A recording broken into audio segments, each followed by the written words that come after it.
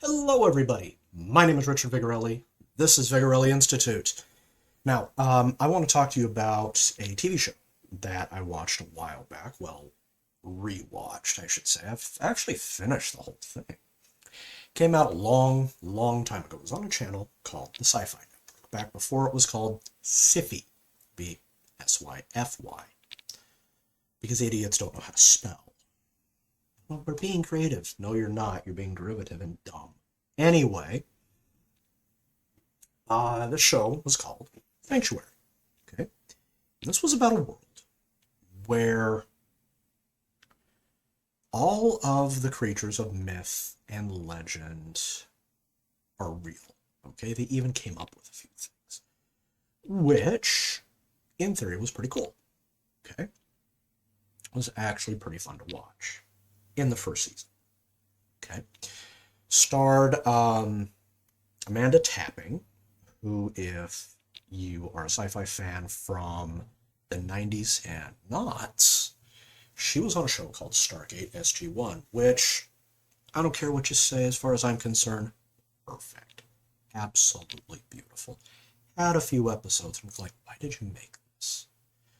Like the one where they got stuck on the enemy planet, allegedly stuck under a glacier and all of that. It's dumb. Anyway, also they had a few clip shows, and I'll do a video on clip shows. Anyway, she played the lead character called Magnus. Okay, this woman had been around since the Victorian era, which is the mid 1800s. Okay, the Edwardian came a little bit later, and she had been friends with a few very special people in history, one of which was Nikola Tesla, another became Jack the Ripper, and also Dr. Watson. Yeah, we'll get into that. Anyway, she had discovered that there were all of these creatures running around the world, living under the nose of normal humans, some of them even passing for normal humans, although there's a few, like the thing that's the inspiration for the vampire, got extra flesh hanging out under the armpits. They hide it under a coat. Kind of easy to spot, really. Anyhow, you get a few things in there that going like, how do people not notice this? Are people just this freaking obtuse and unobservant? Yeah. All right, fine. So, what happens is, very first episode, there's a guy. He's a psychologist, okay? And this guy works with people that are pretty freaking broken, okay? He does social work. He gets called on difficult domestic stuff, things that are weird, stuff like that, okay? This guy's named Will, and I don't remember who plays him because he's completely inconsequential. Well, he's, give or take, 6 feet tall, kind of skinny, not much muscle to him, kind of soft, squishy type of guy, what nowadays we would call a soy boy. Oh yeah, I went there. Super smart though, allegedly. Well, he discovers all this weird stuff running around. He gets pulled into this subworld where Magnus is, okay? And he discovers that there's all of these things that she has deemed abnormals. There's like all these species running around, like mer people are real. She even has one in a tank. And he says, well, you've imprisoned. No, I haven't. I'm keeping them safe from normal humans. Okay. Well, she has a daughter who she had conceived during the 19th century. That'd be the 1800s for those of you keeping track. But kept the embryo frozen until just a few decades before this. Child was born in the 70s or 80s. Okay. cute little blonde. Okay. Bangs were kind of a bit distracting, but she was pretty tough. Okay. And she was like worlds above. Our main character, which is Will. Okay. And the reason is she has better DNA. She's technically abnormal, but easily passes for human, so it's not a big deal. She's got all these contacts in the underworld. She can get stuff done, all this. Okay. And she's got a bit of a chip on her shoulder, and she's kind of snarky. Okay. So, turns out, Magnus is an animal. He's immortal. Okay. Daughter, however, isn't. And we learn throughout the course of the show that Nikola Tesla is actually a vampire. And he can, like, control electricity. And he can, grow fangs and change his eyes and claws. Jack the Ripper is actually her ex-boyfriend and her daughter's, I think her name's Emily, dad. And Mr. Watson is also immortal, but he also has heightened intellect and all of this stuff, okay? And Sherlock Holmes, the pen name is actually Conan Doyle, but he decided, to push all of his intellect onto Holmes in the story, even though Holmes was a real guy and he was actually kind of a knob, but anyhow. Not important. So, in the course of all of this, it's basically a creature feature every single week, okay? There's not much, there's kind of an overarching plot, but there's a lot of filler in it. And that's how we learn all of this. Now, Jack the Ripper, the reason why we never caught him is he could teleport. Also technically a vampire. Yeah. No, this isn't a comedy. It's a drama. It's a sci-fi drama. Okay. Anyway. Back then, production was starting to increase, okay? So it became ever more expensive to do the exact same thing because everybody was doing it, okay? Because the prices had been so low, people had finally met those prices, and now demand was increasing, so the cost of materials and locations and crews and all that was increasing. So one of the ways Sci-Fi Channel decided to drop production costs was they did everything in front of a green screen and then CGI'd like 80% of the show. And boy, does it show. Oh, boy. There's stuff that they couldn't render successfully or it was too expensive to render, so they put it in the shadows and just said, oh my! And then there was the prosthetics.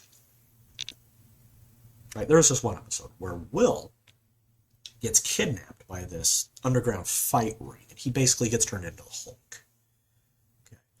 Yeah, and he's like, the anatomy on this. See, I've studied anatomy rather extensively. I need to for my job. So I know the human body pretty much inside and out.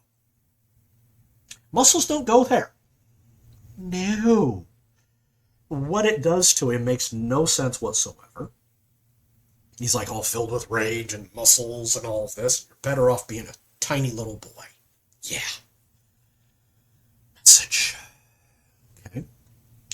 So he kind of freaks out and understands. So he becomes an abnormal and they cure him and he goes back to being human. So there's stuff like spawning all over the place. There's even like freaking kaijus and all of this that Magnus has negotiated with so they don't destroy civilization, all of this. I'm going like, okay, time out. Here's the thing. You've got all of this stuff going on. How is it normal people have not figured this out? Okay? Now, the governments of the world are run by morons. That being said, somebody in there's got to be able to tie their shoes at some point, and they'll figure out, hey, it's not supposed to do that. And they'll go investigate. They might get eaten, but they'll go and investigate and figure stuff out. Okay. Now, some of the stuff that they had on there, like they had an episode where they got stuck on the side of a mountain in the Himalayas. It was freezing, and everybody was like hallucinating and all of this stuff, and like taking each other out and all of that because there was a creature in there that could induce hallucinations. Okay. And you could not trust anything. Fantastic episode because it used the abnormal's ability as motivation for the plot, not, hello, look what we found. Isn't it weird? Okay. Another very similar one, Under the Water. You couldn't trust anything. And Magnus goes crazy in that one. It's kind of neat seeing Amanda Tapping being nuts. Yeah. Anyway. So, the end of the first season, spoilers by the way, sees her daughter get captured and mutated, becoming a true abnormal, and like all of these powers converging. She can teleport, drink blood, she's immortal, has all of this extra stuff, and Magnus is forced to take her out. Okay. Well, then second season rolls around. It's just Magnus and Will, and they go off and do things and capture more of these creatures and all of this. They basically reform Jack the Ripper and all of that, fix his mind and stuff, different reasons. And then he decides, I'm done, or they just decided, never mind. And now it's just the Magnus show. Okay? And this is right on top of a writer's strike, so the writing is just, it's as bad as CW, really. I mean, the CW could take lessons on how bad the writing was on this show. Okay. Magnus gains a whole bunch of brand new talents because old and immortal and experienced. And it was just, what can we come up with this week? The more outlandish it was, the better off it was. Okay. And the show was just terrible. It got canceled halfway through a season because literally nobody was watching it. Okay, and the people that were watching it weren't watching it on Syfy, they were actually watching Pirate. Okay. Which the recording on that is just terrible, and yeah, good luck surviving it. Okay. So now I decided to watch this again because it had popped up on, I want to say Freevee or Tubi, something like that. And I was just like, hey, look, I remember this. And I was watching this going, I liked this. Wow. Yeah, what a difference a decade makes, you know? So if you want to check it out, feel free to look around for it. You're not missing anything. Okay. And kind of brings me to what I want to talk about. Okay. See, right now, we're in the midst of what is called the Iron Age, okay? It's brand new. It's been really going for about a year now, okay? It's always been there, but now it's really picking up steam because all the major production companies are nosediving, okay? You know who I'm talking about. Now, the ability to produce visual entertainment like a television show or a movie, okay, or anything like that, is outrageously cheap. So I'm telling you, if you want to do it, go do it. Get some friends, get some people, get your tech, go out there and make a show, okay? Animate it, whatever, okay? Go nuts, okay? You probably won't be able to get it onto a network because, honestly, the networks are falling too. So my recommendation is jump on good old YouTube, jump on Rumble, something like that. Put it on your own website, what have you, do a series, okay? I've actually seen some pretty good stuff that's been done of that. One of which, by the way, was a show about people that played D&D, and they were LARPers. Okay, it was actually pretty decent, but I don't know why they stopped. They made it through, I think, season and a half, and they just killed it. But it was good, okay? I actually enjoyed it. You can do that. Now, the reason why I'm bringing it up, okay? Take these bad shows, okay, like Sanctuary. Learn what they did, and then don't do that, okay? Because one of my favorite comics, his name is Groucho Marx. He was around about 100 years ago, okay?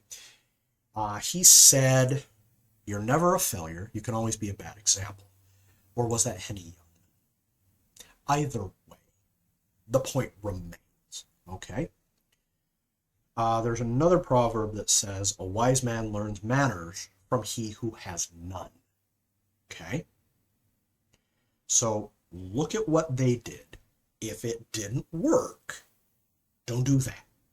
Okay? Find a better way. Okay? It's fine to use CGI. It's fine to use blue screen or green screen or whatever color screen you want to use. Okay? That's perfectly acceptable. Make it good. Use it sparingly. Use it wisely. Okay? If you can't afford practical effects, go with computer. If your practical effects are basically, I can literally see the string, okay, then use computer. Make sure the computer is good, okay? Make sure it looks practical, but not cheap, okay? Disney, listen to me, okay? If, however, you can't afford the computer stuff, or the computer stuff you can get is garbage, then you're going to need to use some creativity, okay? Don't rely on technology. Some of the best effects I've ever seen, stuff that holds up to this day, is practical, okay?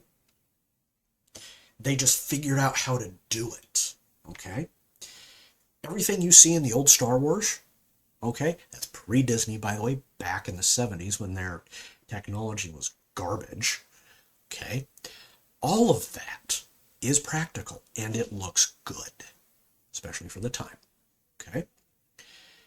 Other stuff, like the old Flash Gordon shows, where it's literally a soup can with wings stuck on it, and it's on a string. They just go, pew, like that little firecracker on the end, and that's the rocket. Okay. Those are comedic in their own way. Okay. It depends on the feel you're going for, and it depends on what you want to do. Okay. Do the best you can with what you got. And if you can show this, put your name on it and confidently say, "I did that." And people like it, you're solid, dude. Okay.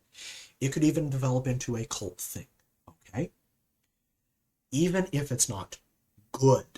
For example, The Room, Birdemic, She-Hulk. Okay? Can also be good, can also be so bad that it's good. Okay? Just because something is ostensibly bad does not mean somebody won't get some sort of entertainment out of it, maybe. Okay? So, what I want you to do, listening to this, okay, watching this video, can go out and do, okay? Loads of room for it. I want to watch it, okay? Other people want to watch it, all right? You are going to need to get people's attention for this, because the chances of you getting on network and just having it show up, kind of low. About as much as a certain singer voting for a certain real estate mogul. Name names. Okay, but you know who I'm talking about. Okay, so you're going to have to do it on your own. It's going to take work. It's probably going to take some money. Okay, but if you can do it, do it. Okay, I'll be right there cheering you on. All right. So, new to the channel, like, share, subscribe. Also, links in the description for my stuff, such as Lada. Also, I redid all of these, so they're a little bit nicer now. And anything else laying around? I've got books up there. Okay. Feel free to follow me on Twitter. Again, link in the description. Okay. I'll be back later, guys. You take care. I'm rooting for you. Bye-bye.